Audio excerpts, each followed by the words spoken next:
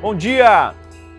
Está começando mais um Talk Show aqui pela RS Play TV, canal 524 da Claro TV, transformando ideias em resultados.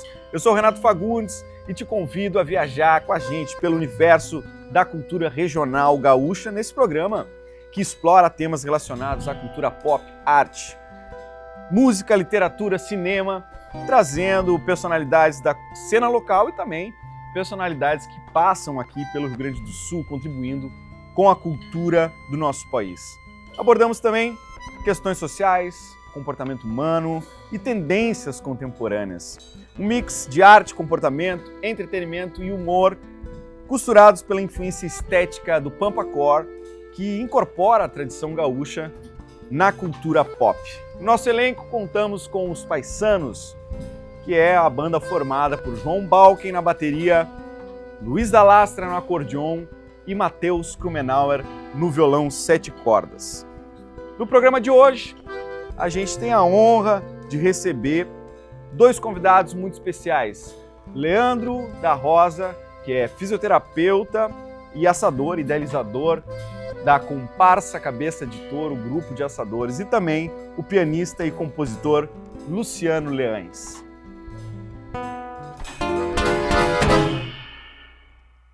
Que tal, Leandro?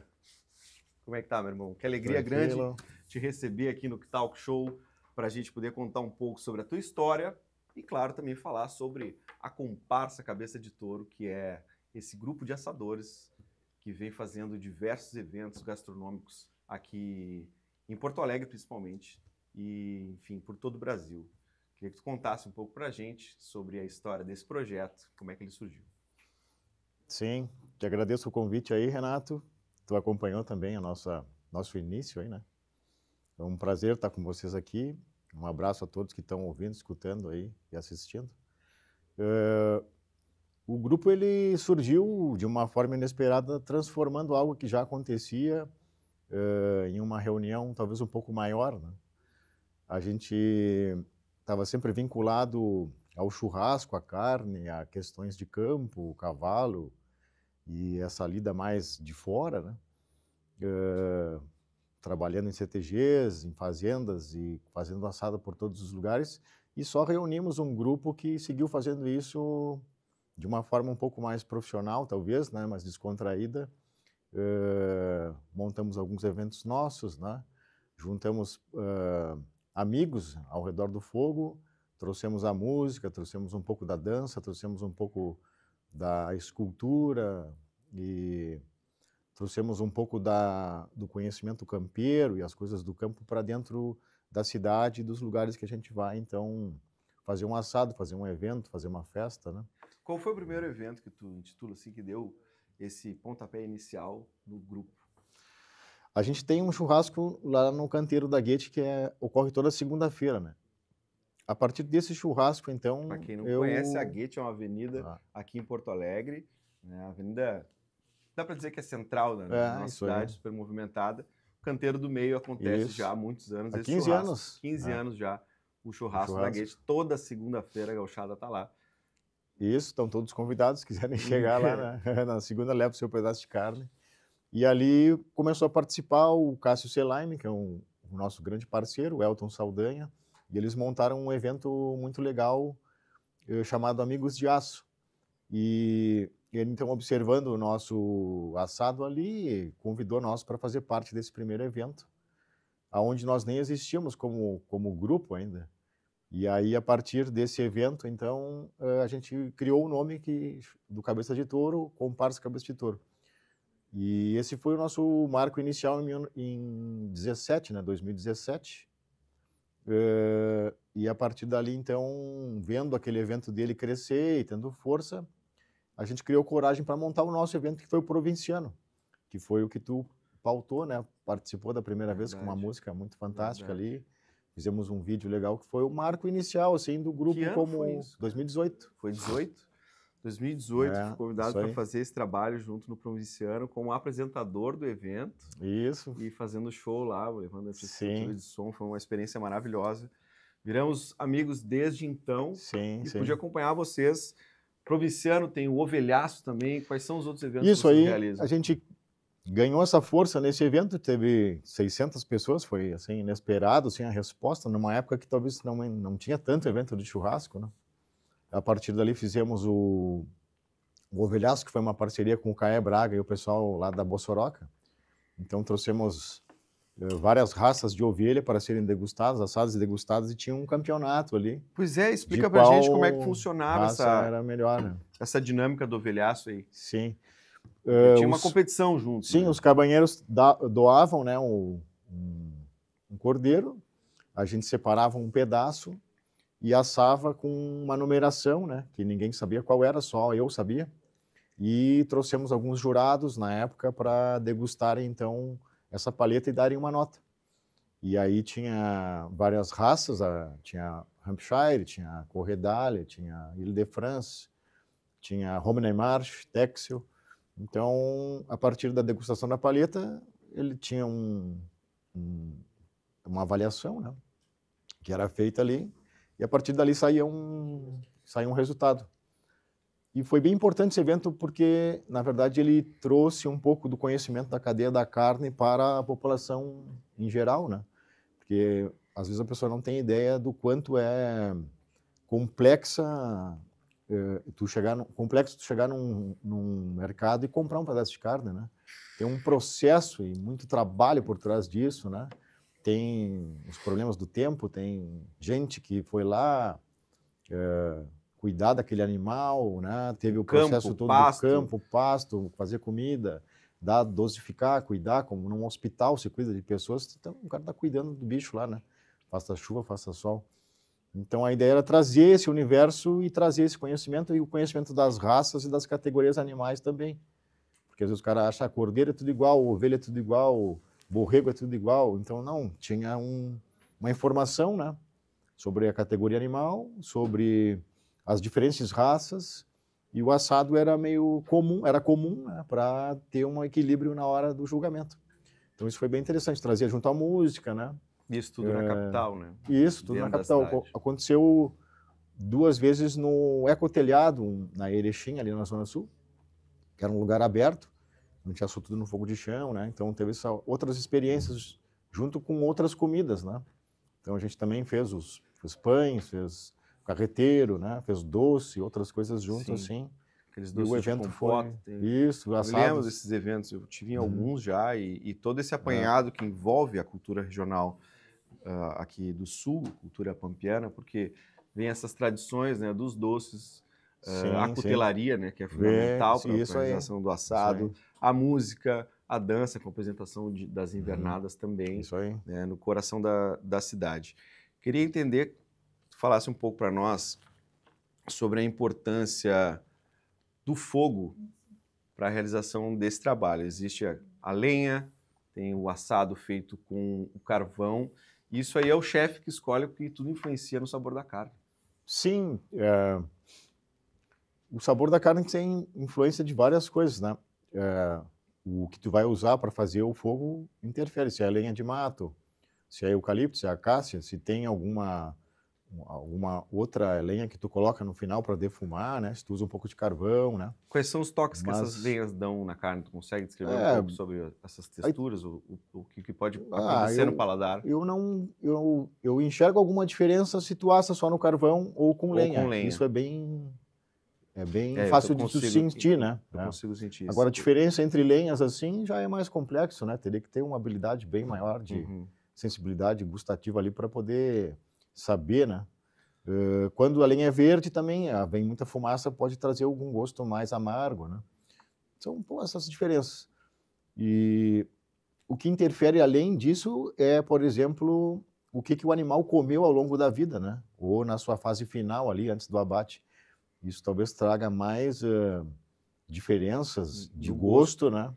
Do que propriamente dito a questão da lenha. E essas carnes premium que a gente vê, né? Marcas de carne com preços diferentes. Tu vê o mesmo corte, chega no mercado e tem agora uma diferenciação bem grande sobre o preço por marcas.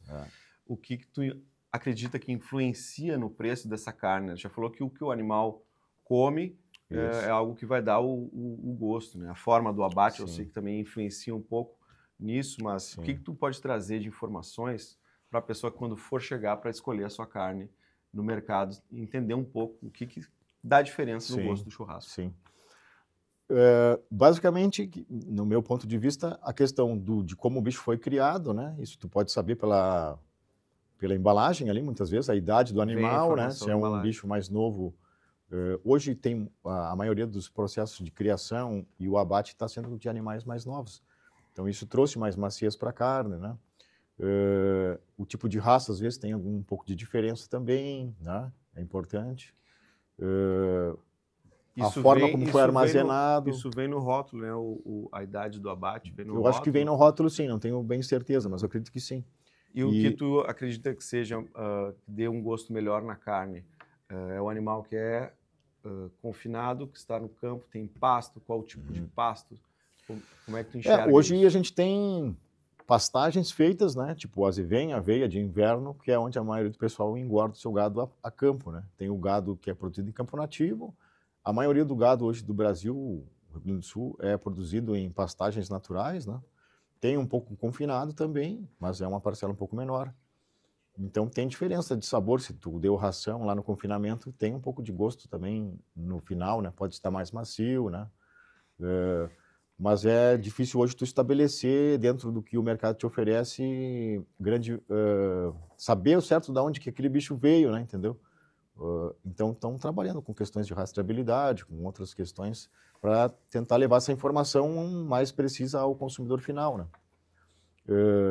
Mas tu pode em boutiques de carne, né, olhar a raça, por exemplo, né? Se é raças europeias, tal, geralmente são raças que têm um pouco mais de marmoreio e acabam tendo uma carne mais macia e mais saborosa, né?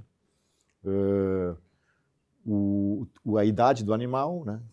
É importante. Qual o frigorífico que abateu, por exemplo, né? Hoje os frigoríficos estão virando marcas e eles também prezam pela qualidade do seu produto, então pode escolher frigoríficos e provar, né?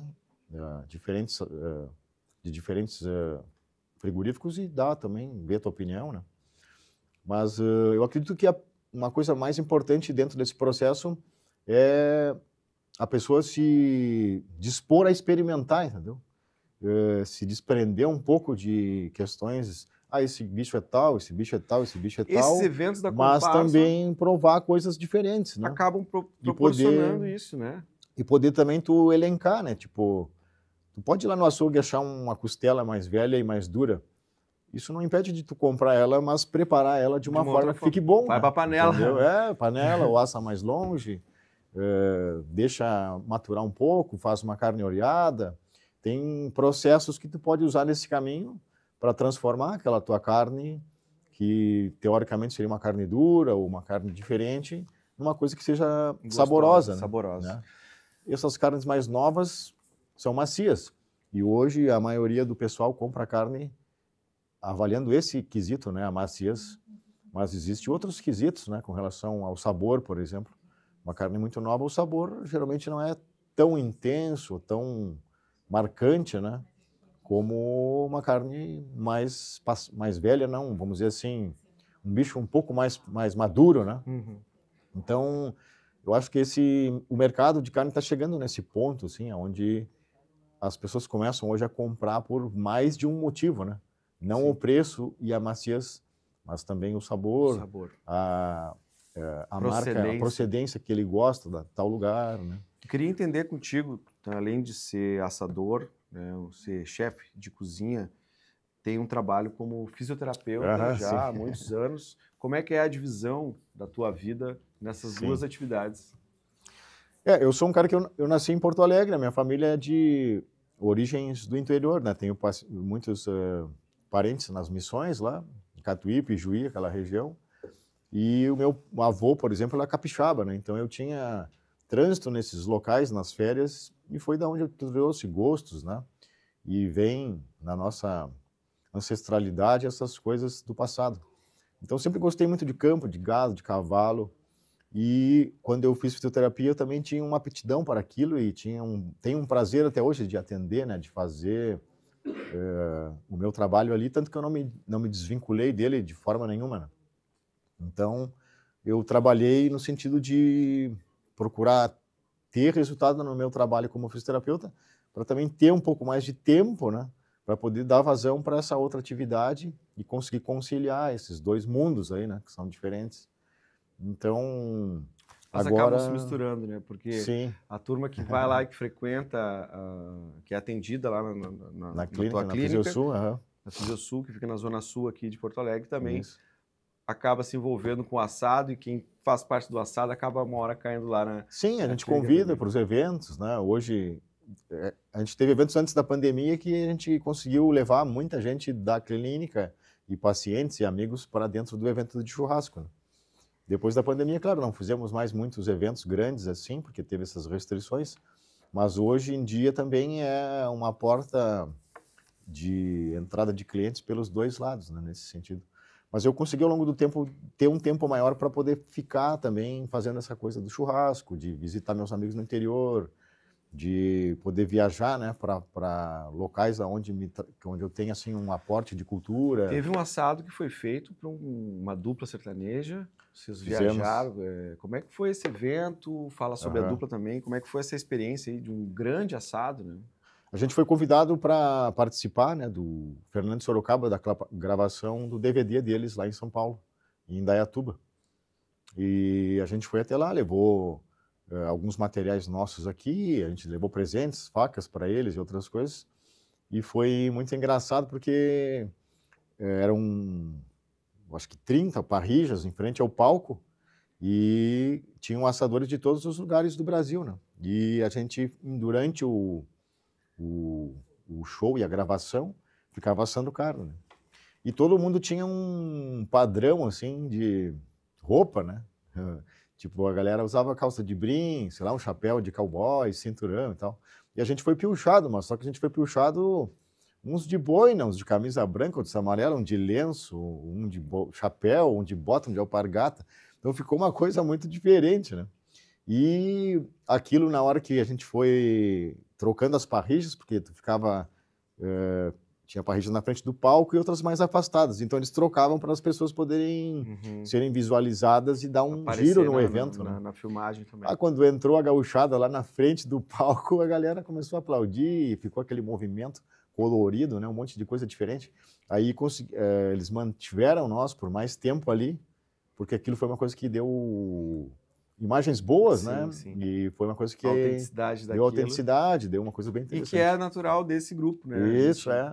Pode conviver cada um da sua forma descontraída, é claro que tem a gente assou ali para eles e depois desse evento a gente foi convidado aqui na Marina São João, né?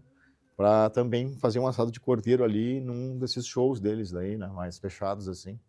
Então foram experiências legais assim com eventos que são muito grandes, nacional, né? São eventos muito grandiosos. Muito legais, muito legais. Bom, aqui no nosso programa a gente tem alguns quadros e agora eu quero convidar o Leandro para participar de um deles, que é Coisa Linda, Coisa Véia.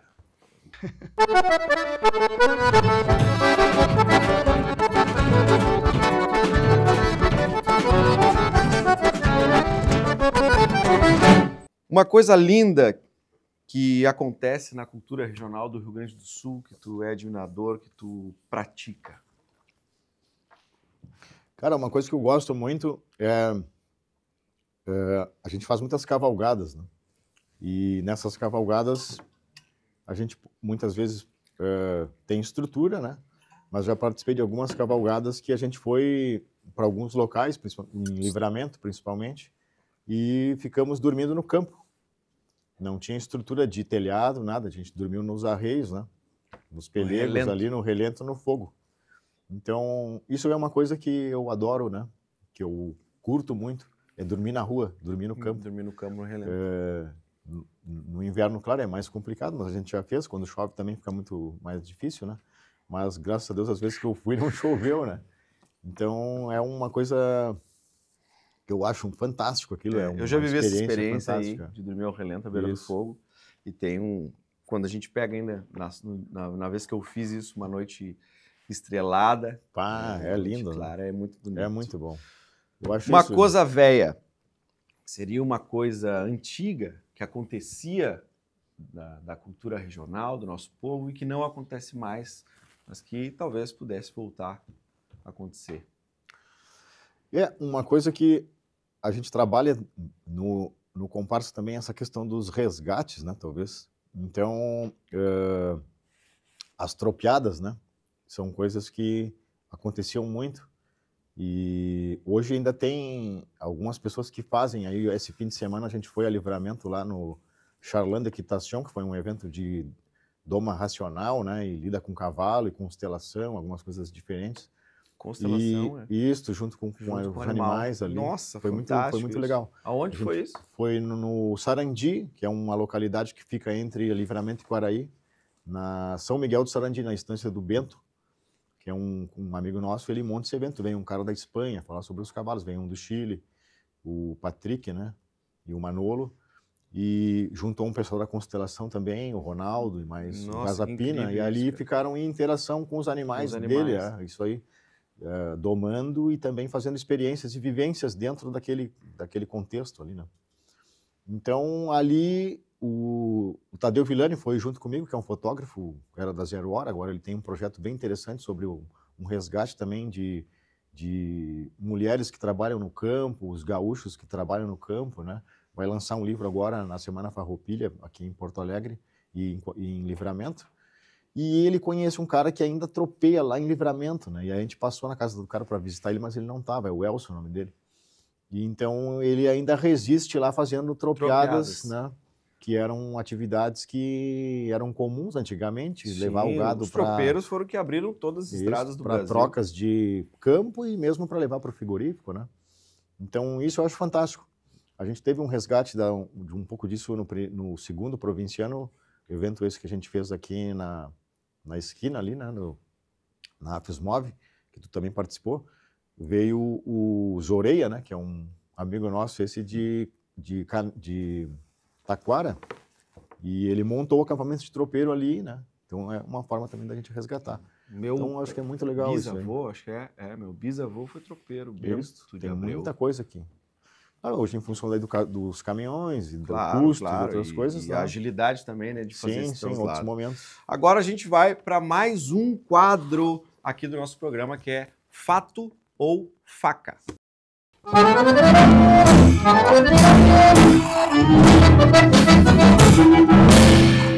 Fato ou faca? O churrasco de ovelha tem que ser bem passado. É fato ou faca? Não. Existem preconceitos? Não, as formas de fazer, né? Se tu vai lá em Livramento e deixa uma ovelha mal passada, até a faca, né? Mas se tu vai... O pessoal da fronteira tem o hábito de assar o churrasco bem assado. Sempre bem assado. Só que é uma carne gorda, né? Entendeu? E ela fica suculenta mesmo que ela fique bem assada, ou até mesmo que passe um pouco do ponto, né? Cortes menores, por exemplo, se tu fizer sem uma carne mais sem graxa e deixar ela passar, fica dura, né? Então eu digo, cada situação é uma situação, né? Então depende aonde tu vai estar e tu tem que fazer uma leitura do teu público, né? Tu que é músico sabe, tu vai chegar num lugar para tocar, tu tem que mais ou menos ter um repertório que vai agradar aquele pessoal ali. Num encontro de chefes, por exemplo, eu já comi ovelha mal passada, né? E eles acham maravilhoso, né? O pessoal mais, por exemplo, de origem árabe, eles comem ovelha mal passada, até crua às vezes. Então, se tu for restringir, claro, o teu ambiente ali, o ambiente da gauchada, a carne sangrando não é uma coisa que é aceita por todos, né? Nos nossos eventos, por exemplo, no nosso evento, se tu deixar muita carne mal passada, sobra muita coisa. Os caras comem mais carne mais assada. Mas tem os gostos pessoais, né? Quer dizer, tu tem que também ter um respeito por esse gosto, hein? Vamos para mais uma aqui, então. Fato ou faca? O segredo para um bom assado é o manejo com fogo? Eu vou dizer que sim, porque tu pode, tendo um fogo bom, né, ter recursos para lidar com o teu insumo que pode não ser tão bom, e aí tu... A exemplo, tinha falado daquela costela que é um pouco mais dura, deixa mais tempo longe do fogo. Uma carne de peito, por exemplo, que eu adoro, né, churrasco de peito de São Borja. Se tu vai comer um churrasco lá em qualquer casa, se não tem peito, não tem churrasco de peito, né? Aí tu vai assar um peito rápido? Não, tu tem que ter uma lenha boa, fogo bastante e começar a carne lá em cima. 3 horas de fogo, né? Daí o fogo tá... é uma interação, né? Sim. Claro, o fogo vai mandar muito. Tem lenha que aquece mais, tem lenha que aquece menos. Tu tem que jogar com toda aquela circunstância Tem que saber ali. mexer com o fogo. Eu acho que seria o É. número 1 pro assador Talvez, aprender a lidar. porque o desse resto tu manejo consegue com manejar melhor. Mais uma, faca ou faca? O gaúcho tempera só com sal? Não, hoje não. Faca. O gaúcho, porque tem um gaúcho da cidade, tem um gaúcho meio da cidade, que eu digo, ele nasceu em Livramento, mas não no campo, nasceu na cidade de Livramento. Tem cara que nasceu aqui, que nem eu, que vivo mais no campo do que quem nasceu em algumas cidades do interior. Né? É a questão do gosto da pessoa também querer, né? Então, o sal é um tempero legal. E eu gosto de usar muito só o sal quando tu tem diferentes cortes, diferentes carnes, porque daí tu consegue perceber melhor o sabor de cada corte, né? De cada carne. Perfeito. E para a gente encerrar o nosso fato ou faca aqui, todo gaúcho é obrigado a saber assar um churrasco e dançar uma vaneira? Se o cara gosta, né? Se o cara gosta, eu gosto. Não é obrigado a nada. Muito né? bom, gente. Como é que diz a minha avó? Obrigado é pau de arrasta. Obrigado não é, mas é importante, né?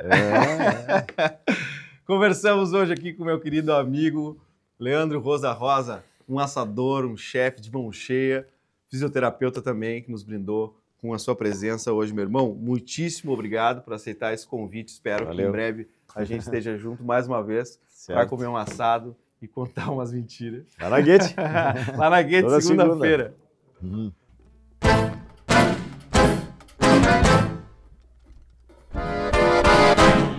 Estamos de volta com o Talk Show aqui pela RS Play TV, transformando ideias em resultados. E agora tendo a honra de receber Luciano Leães. Que tal, Luciano? Bem-vindo. Tudo certo, prazer imenso estar aqui. Sempre bom ver essa ideia. Alegria toda nossa. Luciano, são quase 30 anos de carreira já, com uma trajetória impressionante fora do Brasil, né? Tocando blues, um cara que sai daqui de Porto Alegre e constrói uma trajetória sendo muito respeitado, né, lá fora, New Orleans, principalmente, que eu sei que é um lugar que tu transita bastante.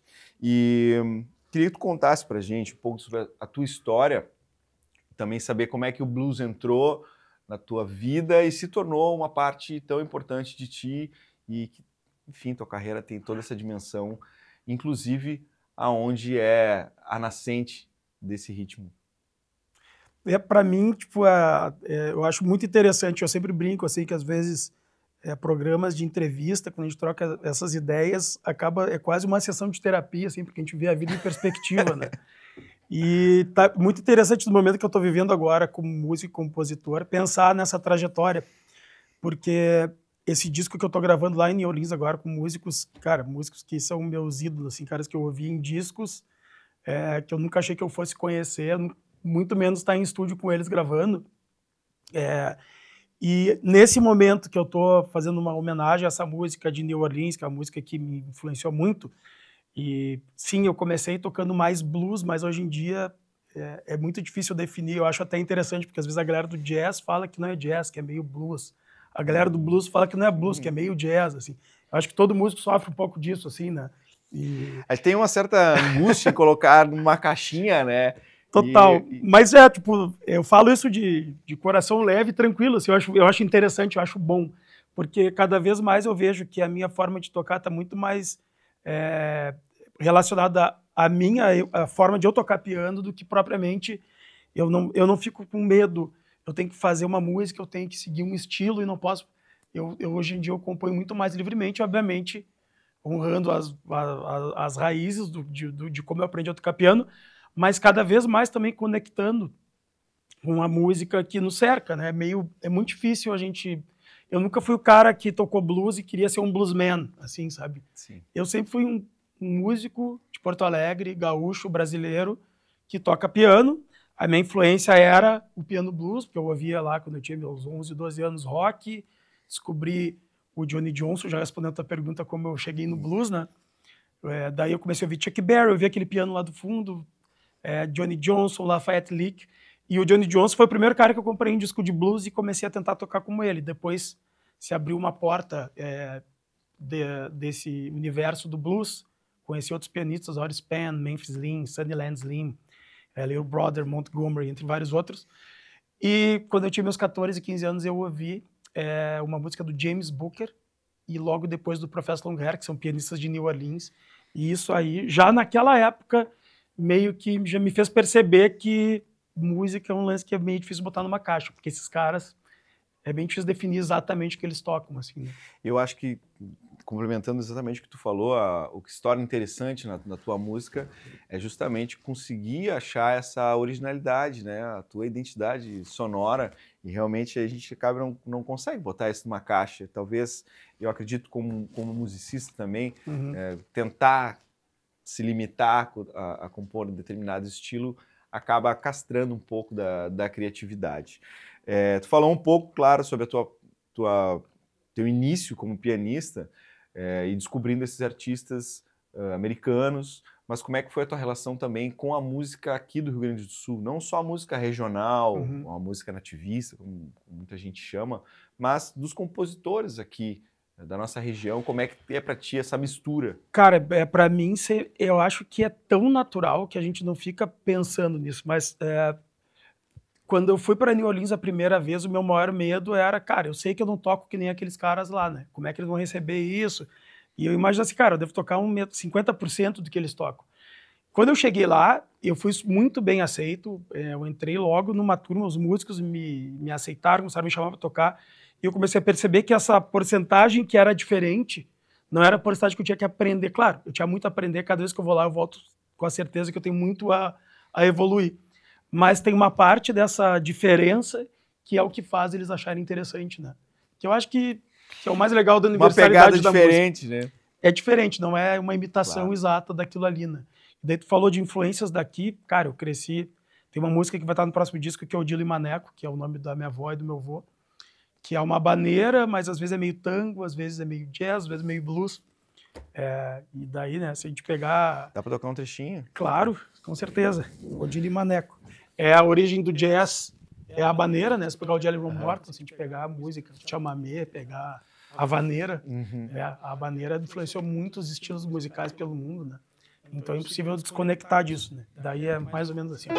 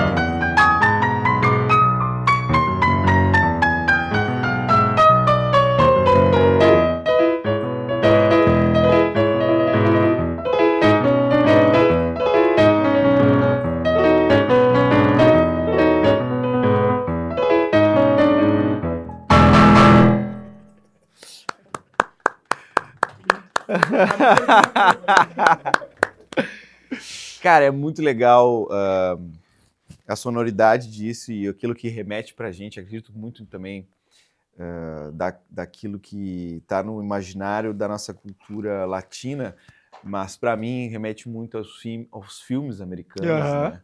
Essa sonoridade, principalmente mais antigos, ou filmes de época que tem justamente esse estilo. De que ano seria mais ou menos esse ritmo? Seria Pois é, eu sempre lembro, uma coisa que eu lembro meu avô e minha avó dançando tango na sala, que era o lugar onde eu aprendi a tocar piano, que era o lugar que tinha piano na minha família, era a casa da minha avó. Então, quando tinha festa, o meu padrinho, o meu outro tio, eles tocavam piano. Festa da família era sempre com piano. E foi ali que eu comecei a tocar. Eu falava que era desde os 7, esses tempos, foi aniversário do meu padrinho, e a minha tia falou, não, era desde os 3. Eu não lembrava, obviamente. É uma mistura muito interessante, cara. E é isso que eu te falei, remete muito essa origem que vem com os filmes americanos, esse jeito de tocar, até trilhas de desenho animado, né? Tem muito, porque tem o ragtime, né? Eu estava vendo, inclusive, né, antigamente, eu estava mostrando para uma aluna minha, que tem 14 anos, um episódio do Tom e Jerry, que ele tá tocando Liszt. Foi o que passou na minha cabeça. Mas tentando ilustrar isso que a gente está conversando, quando eu fui para New Orleans, lá, eles não têm essa pira de botar muito dentro de uma caixa as coisas. Eles chamam que é um grande gumbo. O gumbo deles é que nem a nossa feijoada, que é uma comida popular, que é dos escravizados, que hoje em dia é um prato popular, que todo mundo come, que nem a nossa feijoada aqui. E eles falam que a música de lá é um grande gumbo, que eles pegaram os restos que tinha e conseguiram fazer um prato que hoje em dia os caras vendem até como uma coisa super refinada, mas é um prato popular, né? E eles fazem essa mistura sem medo. Então, eu acho que eu aprendi isso um pouco lá. Não que a gente não faça aqui, a gente faz muito aqui também, mas eu comecei a enxergar isso melhor depois que eu saí daqui, né? Isso é uma experiência que praticamente todo mundo que sai, claro, falando sobre artistas, músicos, né? De tu poder sair de dentro dessa nossa bolha aqui, né? Falando, obviamente, do Rio Grande do Sul, mas e ter uma perspectiva de fora, né? E ver também como é que as pessoas enxergam o teu jeito de tocar, a cultura do lugar que a gente está inserido, e também desmistificar um pouco essa coisa que a gente tem ali, como é que se fala, a síndrome do vira-lata, né?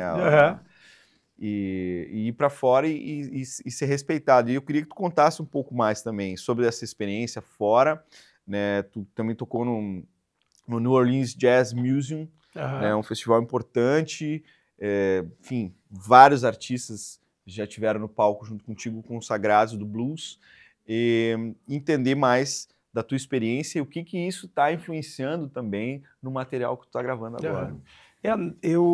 Faz 10 anos que eu vou para New Orleans, agora nos últimos 5, 6 anos eu tenho ido umas 2 vezes por ano, e já faz uns 3 anos tem uma produtora lá que vende meus shows, além dos shows que eu já fazia, às vezes tá tocando nas rádios lá toca também, na rádio WWZ, que era a rádio que eu ouvi em casa, então foi muito legal a primeira vez que tocou música minha lá, de estar aqui e ouvir na rádio que eu escutava a minha música. Sensacional. Assim. Daí, a última vez que eu fui lá, eles pediram para gravar uma chamada, assim, coisa, né, que tu vai nas rádios aqui, assim, para gravar uma chamada. Então barato, foi bem legal. E como tu falou, né, não é a questão... É o contrário de ir para fora e achar que lá tudo é maravilhoso e aqui é tudo uma porcaria. É o contrário disso, né? É a gente ir para fora, identificar problemas que existem lá e ver até com mais carinho de onde valorizar as coisas que tem aqui. E tentar agregar, chamar as pessoas para terem essa visão também, né? Tipo, e às vezes é isso. Acho que furar a bolha tem os dois lados também, assim, né? Tipo, tem as bolhas daqui, tem as bolhas de fora. Qualquer lugar que a gente for é um simulacro de algo que existe aqui também, né? Então, não é achar que um é melhor que o outro, mas é exatamente sair e ver em perspectiva, né? Eu falei com outro aluno meu agora, eu falei sobre isso. Eu fico imaginando, tu imagina a sensação quando o astronauta, que eles falam, eles chegam na Lua e olham a Terra de cima, cara, é muito, muito legal aquilo ali, olha as merdas que a gente tá fazendo lá. É isso aí. Né? E voltam maravilhado com o que tem, assim, né?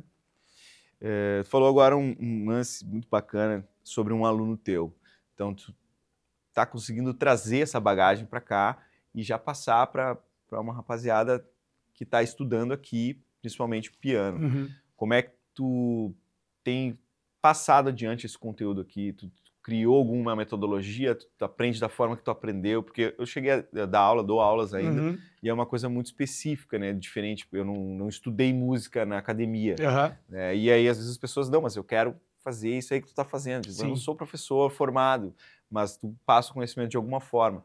Como é que é para ti esse trabalho com os alunos aqui?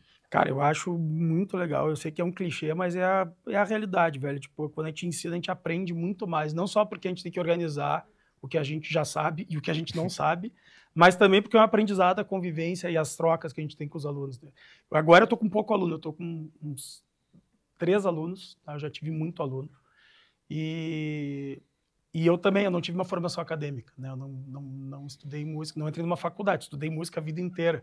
Aprendi com todo mundo que eu já toquei, a gente aprende sempre um pouco É com as músicas que a gente maravilhoso toca, isso, né? né? E no começo eu me achava um professor horrível, assim, tipo, eu tinha uma síndrome de impostor, assim, cara, tava precisando da grana, mas achava que estava Que era sendo ruim. golpe. E com o tempo eu comecei a encontrar alunos e ex-alunos e, cara, falar como foram importantes. E hoje em dia eu entendi que eu consegui fazer o caminho inverso, né? De entender como eu cheguei onde eu tô agora. E eu tenho, cara, tranquilidade total para, tipo, se um aluno vem e fala, fazer aula comigo e eu vejo, cara, eu quero tocar música erudita. Cara, eu não vou ensinar a tocar. Então, tenho o maior prazer de indicar para a Catarina Domenici, para o Paulo Dormo. Cara, eu quero tocar jazz bebop. Eu sei tocar, mas eu não sou o mestre. Cara, dica para o Raz, para o Michel, para o Paulo Dormo, né? Então, eu acho que tem um pouco disso também, de saber as nossas limitações. Eu não Isso quero aí. ser perfeito, não quero ser o melhor do mundo, mas eu quero fazer o meu som com tranquilidade. Coisa boa isso, né? Bom, a gente aqui no nosso programa tem alguns quadros e agora é uma hora de um deles, que é Coisa Linda, Coisa Véia.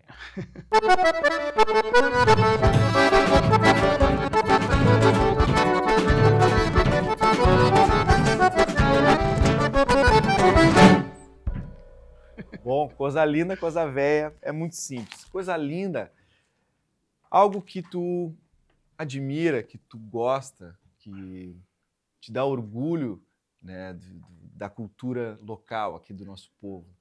Um aspecto da cultura regional, uma paisagem, algo que te encanta. Cara, a gente estava falando, sem dúvida alguma, a música. Né? Tipo, e vendo vocês tocando aqui, e quando a música é feita dessa maneira, assim, tipo, é aberta. Eu tive a oportunidade de me reunir mais de 5 vezes, e tem músicas gravadas com o Borges, por exemplo, que era meu amigo, sabe?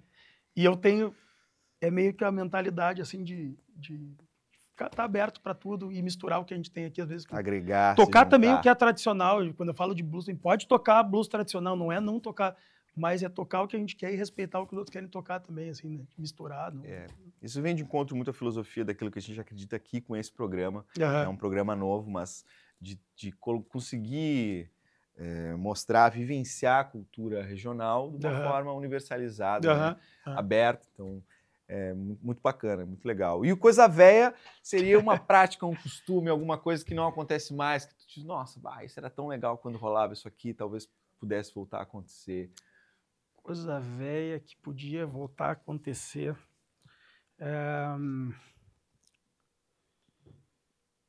Cara, tu vê, né? Tipo, eu tô com 47 anos, coisa boa, não lembro de nada.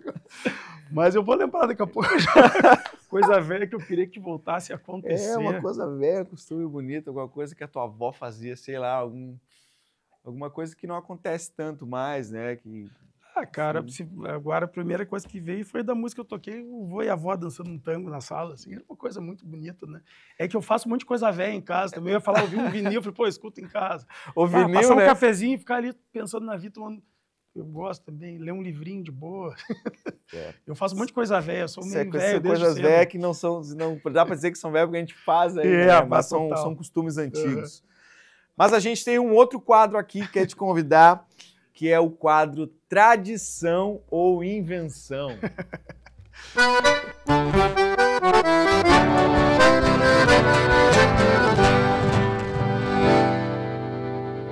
Tradição ou invenção?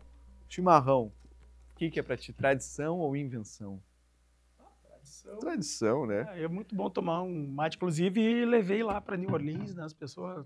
Levei uma cuia, os caras descobriram lá um supermercado brasileiro que tem erva. Então, É um costume que a gente esteve aqui recebendo historiadores da erva mate milonga, que é a erva que a gente está tomando aqui. Uhum.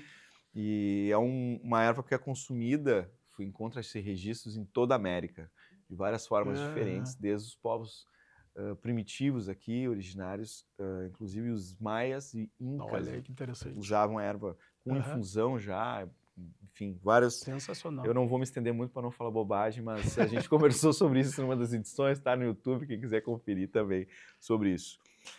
Piano no pago é invenção, tradição ou é invenção? Piano, eu acho que é tradição também. Eu acho também, o piano tá aí faz tempo, né?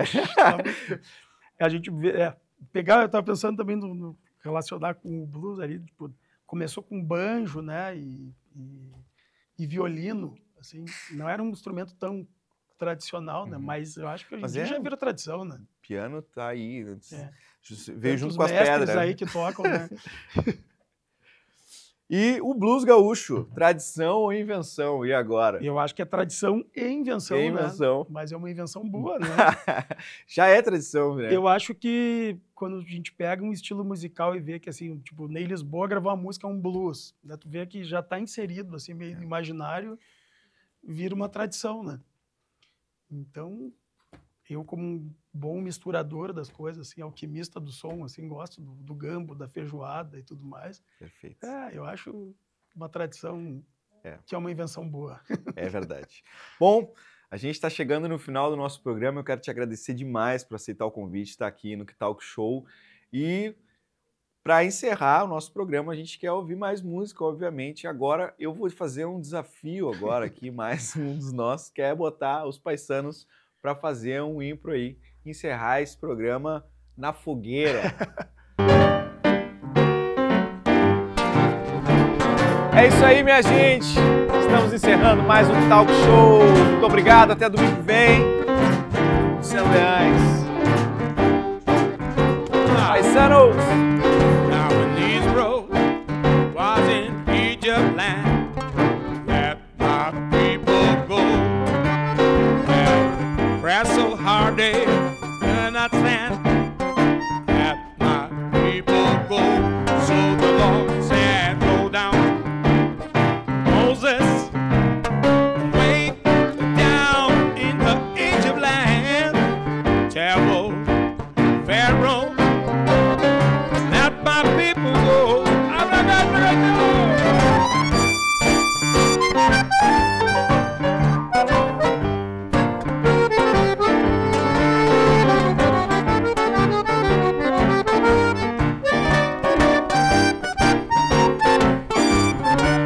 So when Moses went to Egypt land,